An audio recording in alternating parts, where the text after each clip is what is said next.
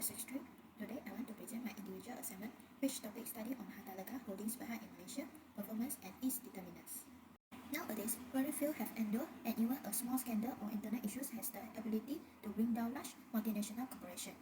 Despite experiencing tremendous market growth, Harta Lega continues to encounter numerous challenges. The COVID-19 pandemic has had a negative impact on the industry. The company's products have seen an increase in average selling price of 3% to 5% due to the surge in demand for rubber gloves. This is also because the corporation is facing expense worries with social complex. In order to comply with the National Security Cautions Directive that testing be done on all forest workers, Harta Lega conduct COVID-19 testing on every employee. Additionally, it will keep evaluating and enhancing its COVID-19 preventive strategies and is considering conducting recurring antigen rapid test kit testing for every employee. The continued decline in average selling prices on the worldwide market may also act as a disincentive to profit. Following a roughly 30% decline since the conclusion of the company's first quarter, because of the lower ASP, buyers were currently only making the bare minimum purchases and placing fewer orders. Moreover, since the COVID restriction, a movement control order went into force. There has been a growth delay which forbids further construction. As a result, the loss of capacity is anticipated to be less than 0.5% of the annual output. They have three research objectives, which are to identify the internal and external factors which would affect the performance and profitability of Harta Lega Holdings Berhad.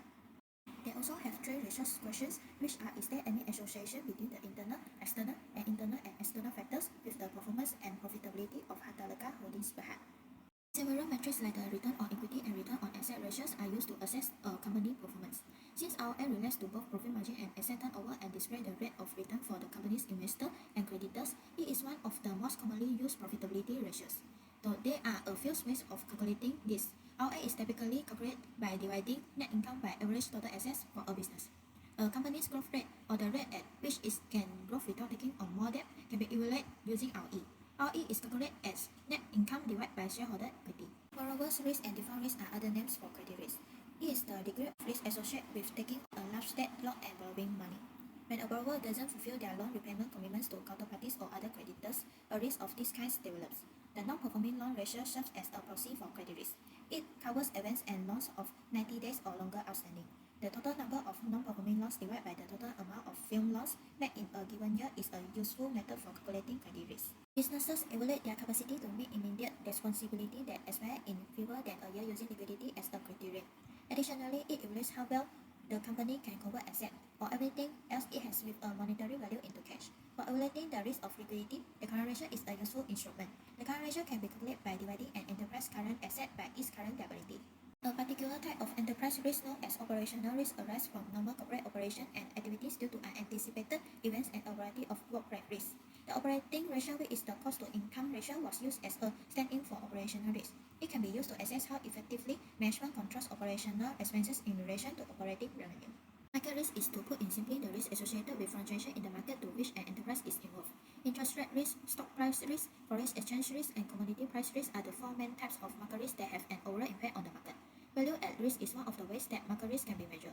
VAR is a statistically based approach to risk management. It calculates both the probable loss and the probability of a stock or portfolio encountering a loss.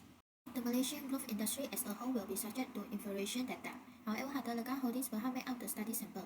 Data from Harta Lega Holdings Berhad's annual report from 2018 to 2022 were selected to look into the connection between the performance of the enterprise and its factor. Additionally, the macroeconomic data for Malaysia during the course of 5 years was also selected.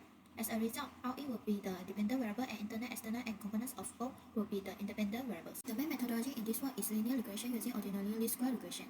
The link between a dependent variable and one or more independent variables was investigated using the ordinary least square approach. Based on the values of the independent factors, multiple regression analysis can be applied to ascertain a dependent factor's value. Regression analysis is also often applied to ascertain how the independent factors affect the dependent variable. For this inquiry, data from the annual report were examined using IBM SPSS Statistic version 27.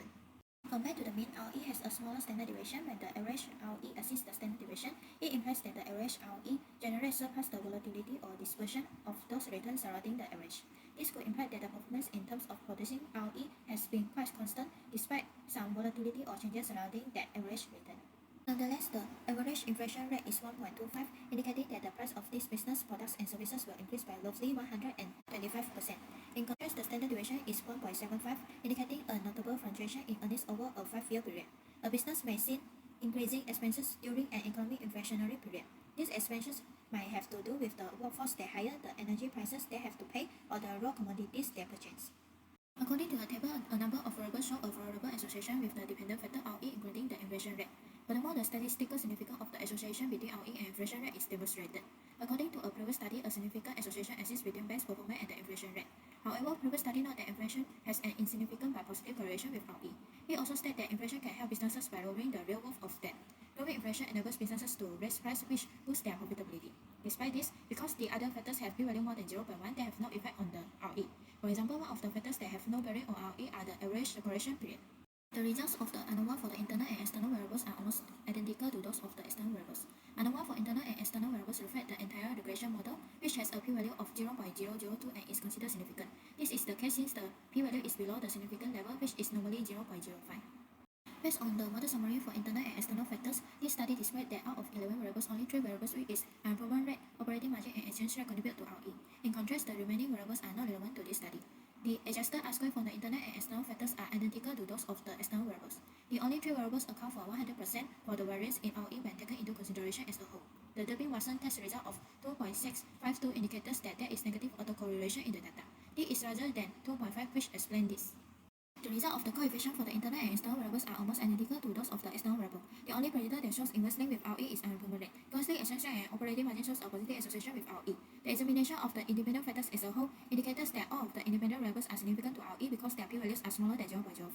For example, the unemployment rate, exchange rate, and operating margin. Because of this, the dependent variable or RE is impacted by these internal and external independent variables. Additionally, the previous study obtained comparable results with the table, positing a positive significant association between RE and operating margin. This means that RE will increase in tandem with an increase in operating margin. Increased operating margin indicates improved operational effectiveness, which will surely result in higher returns for the business.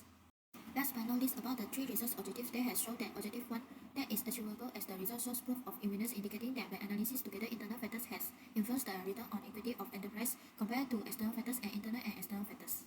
Due to only internal variables, namely operating margin, have an impact on Hartaleka Holdings Berhad annual profit and economic outcomes as determined by return on equity as opposed to external variables or both internal and external. Hartaleka Holdings Berhad needs to always respond promptly to boost its operating margin, which will boost its financial performance and raise return on equity.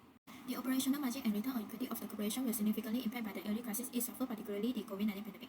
Due to Hartaleka Holdings Berhad is a medical device company that manufactures and distributes nitrate and latex gloves to a range of end markets, including industry, healthcare, and laboratories.